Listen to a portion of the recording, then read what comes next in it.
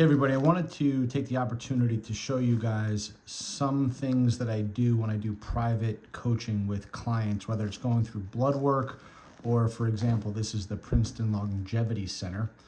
It's about $5,000 to spend the day there, and you get this manual. I'm just going to show you some things in section 1 of this person. I blacked out their name for privacy issues. I have permission to show people what's going on here. But in the first few pages, just go through some basic stuff, you know, height, weight, this, that. And I started highlighting some things here, but I want to show you some of the most egregious things that are missed and kind of give you guys a little bit of background. So first thing I just want to highlight here, and maybe get a better angle on this camera. Right up there will be good. It says, cancer prevention. Cancer is the second leading cause of death in men. The most common cancers are lung, colon, and prostate, in that order. But most cancers are preventable. I want you to remember them saying that. And then they say, the American Cancer Society estimates that by avoiding unhealthy activities such as smoking and maintaining a healthy lifestyle, such as keeping your weight under control, exercising regularly, and eating a healthy diet, you can prevent up to 60% of all cancers. Now, this is absolutely true. We have seen longitudinal evidence of this statement being true in various aspects, especially in the healthy diet component, which I'm going to get to in a moment. Now, here in prevention, it says some research indicates that taking a daily aspirin will help to lower lung cancer risk. Unfortunately, earlier studies that indicated that antioxidants such as beta-carotene or vitamin E would lower cancer risk have not been supported by subsequent studies. At this point, we do not recommend supplementation with vitamin E. Does it say anything about does it say not recommend supplementation with beta-carotene? No. It says at this point, we do not recommend supplementation with vitamin E. Wording actually matters, because this person is a smoker. And I want to show you and remind you that this is a $5,000 day that was spent, and this is a smoker. And when you have the benefit of history and understanding of longitudinal studies, when you do some research about what's actually being talked about here, because I am extremely familiar with this study. Back in the 90s, we believed that we had the answer to lung cancer. And because we saw that people that ate food that were very high in carotenoids, that they got statistically significant less cancer, especially lung cancer. So they started doing longitudinal studies on supplementing with beta-carotene for both smokers and non-smokers to see if there was a statistical difference in cancer, specifically lung cancer. What they noticed was actually staggering.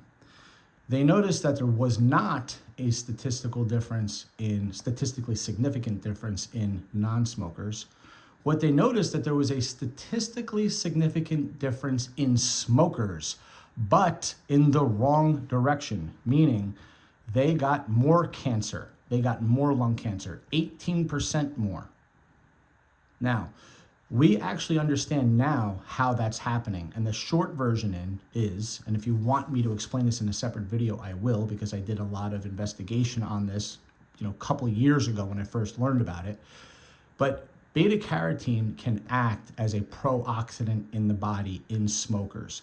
Because there's so much reactive oxygen species, the beta-carotene can actually become a pro-oxidant, and that's what's happening in smokers. And it leads to more lung cancer, not less. Does that say that anywhere here? In fact, what it says at the very end is, at this point, we do not recommend supplementation with vitamin E. It never mentions not recommending supplementation with beta-carotene, nor does it say, if you're a smoker, whatever you do, don't supplement with beta-carotene. Now, I think that piece of information is worth $5,000. If you're spending $5,000, that's something that should be mentioned. Let's keep going though, and mind you, I'm just staying in section 1. Down here, it talks about DHT and the effect on prostate cancer. Now, the DHT is well known in its effects on the prostate, and it talks about recommending saw palmetto.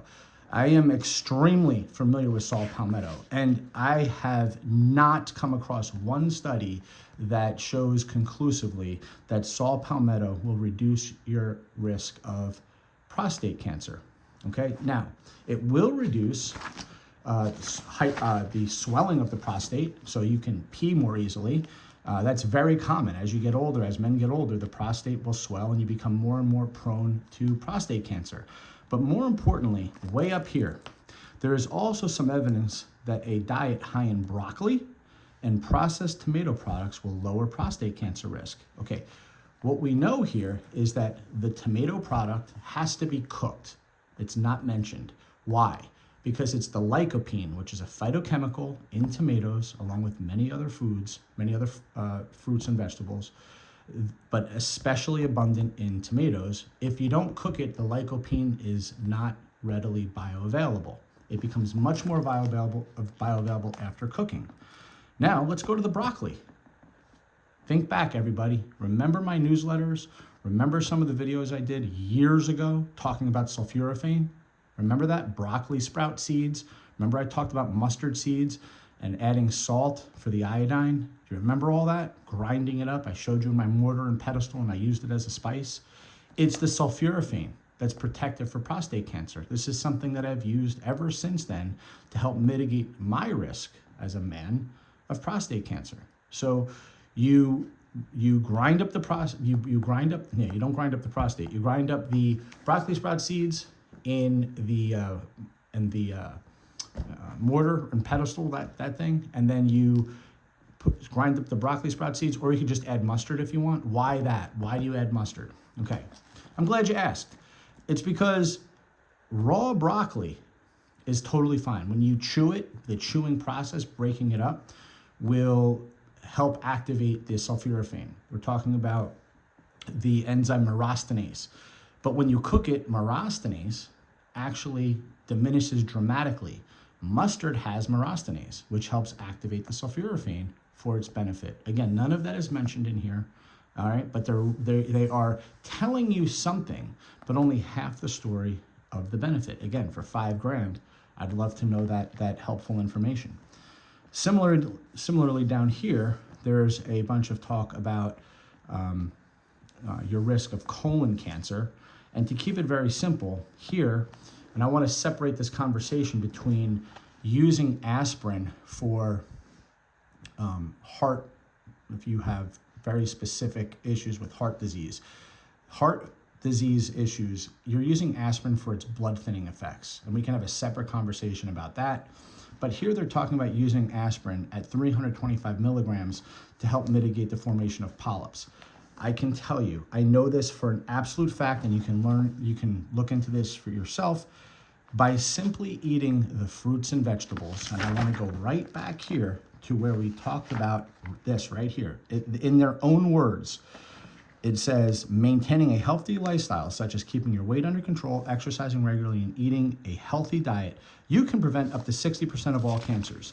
Well, we know that there are very specific fruits and vegetables that help mitigate the odds of you getting colon cancer, including fiber intake. The combination of fruits and vegetables and fiber is by far, and not even close, more advantageous than taking aspirin. You start taking aspirin, we're talking about a serious blood thinner. You have to start lifestyle changes when you take aspirin at that level. Now, it's actually telling you down here, note, this is not the same dose used for cardiac protection. A higher dose is required to see a benefit for cancer protection.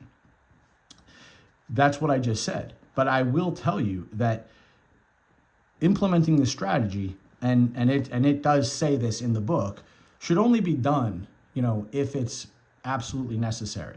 What I'm telling you guys is eating your fruits and vegetables in general will absolutely mitigate your risk of colon cancer. We know this for a fact. And it's ironically part of this statement that they're saying right here. Lastly, and there's a lot more here, but I don't want to make this video too long. Increase your calcium intake. You should take a minimum of 600 milligrams per day. In addition to helping with bones, more calcium intake is also associated with weight loss. I will talk about this at a separate time. But what I do want you to understand, at nowhere along here does it tell you how to maximize your calcium absorption or how calcium can very easily not get absorbed when you eat certain foods with it. Again, for $5,000, I'd love to know, how do I maximize my calcium absorption? Well, things like magnesium, vitamin D, and potassium-rich foods, which if you go to the UTC manual, there's a whole page on potassium-rich foods. Those are the types of foods that you want to eat to maximize your calcium absorption. But things like oxalates will block calcium absorption, and it blocks it severely. That's why if you look at spinach, for example, how much calcium is in spinach, it's staggering. But the amount that's actually bioavailable is extremely small. Why? Because spinach is super high in oxalate. So again, my job for you guys is to take information, filter it, and give you the best of the best. Again, I want you to appreciate. These are some of the best doctors in the Princeton Longevity Center. They're charging you $5,000. Wouldn't it be nice to also get the information I just gave you just in section 1? And I didn't even go through all of section 1. Hopefully that's helpful. Have a good day, everybody.